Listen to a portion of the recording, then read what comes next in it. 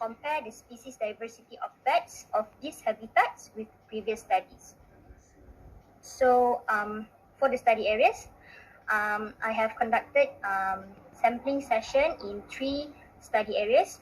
The first one is Pulau Redang, which is at the sampling site was located at the forest edge near the tourism activities.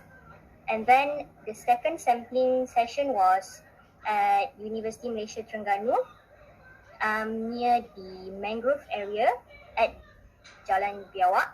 And the last one is Tasik Bera at Ramsar site that have primary forest.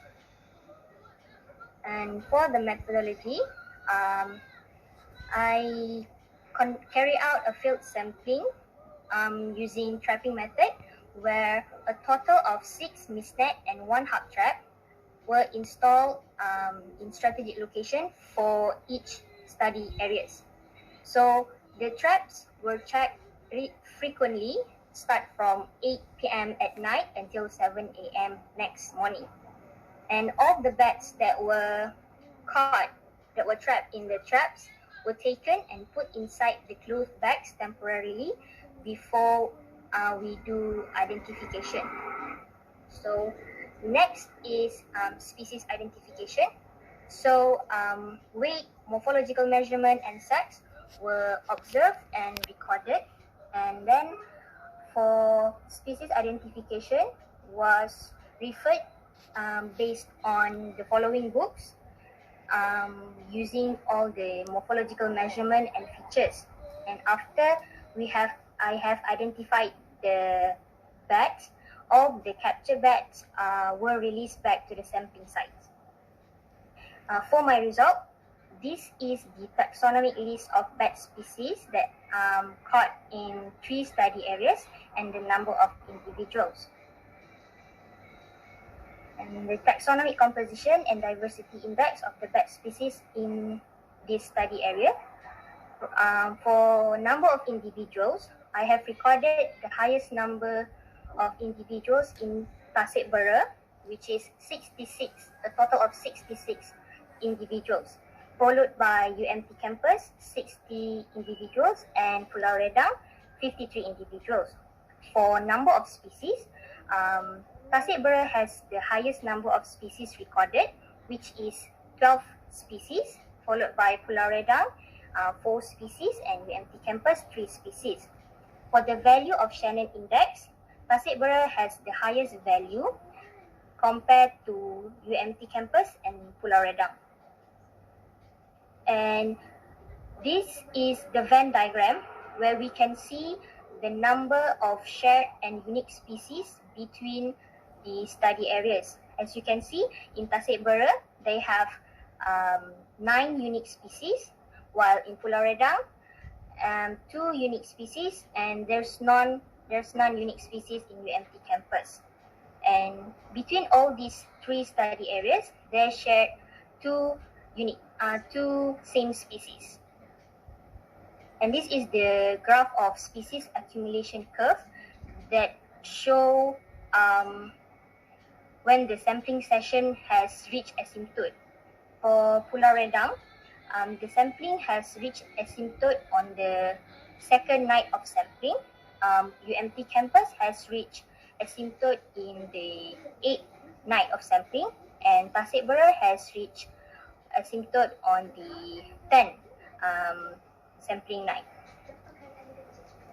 And another graph about relative abundance curve that shows the rank of the most abundance to the least abundance, and also they refer to this graph refer to the most common species to the rare species. This is the because of the unequal sampling effort among the sampling site, rarefaction curve has constructed. So based on the curve, Tasik Bera, we can see that Tasik Bera has the highest value.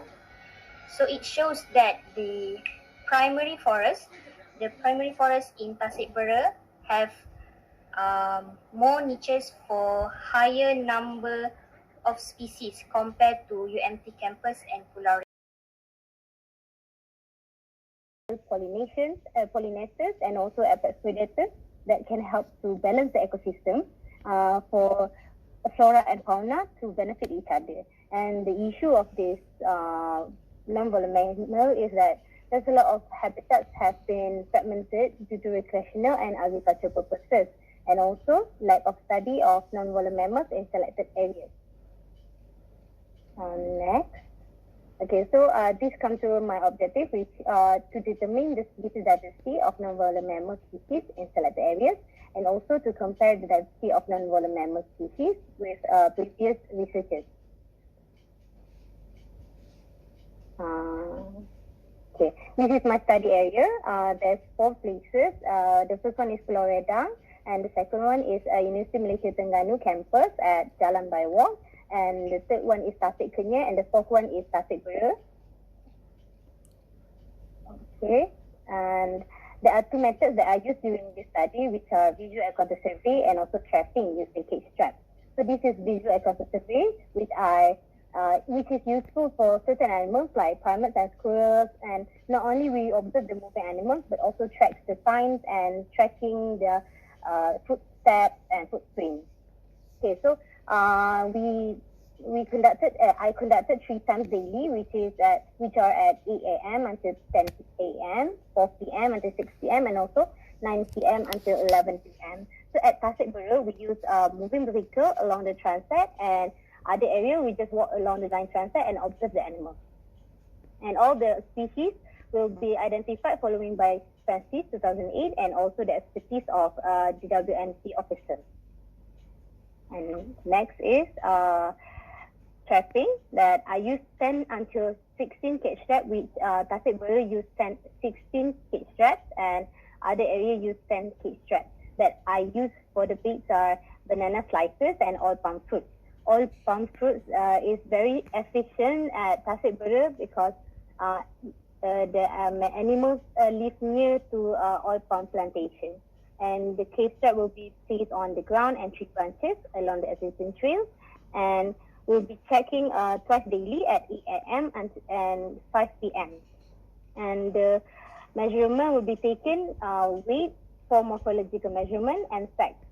And all the species will be identified using Francis 2008, and all the animals will be released back to their own habitat.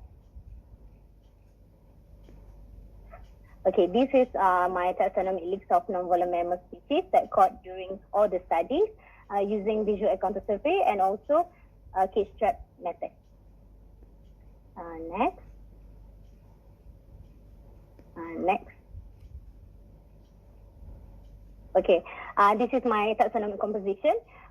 This shows that Tasik Bera has more diverse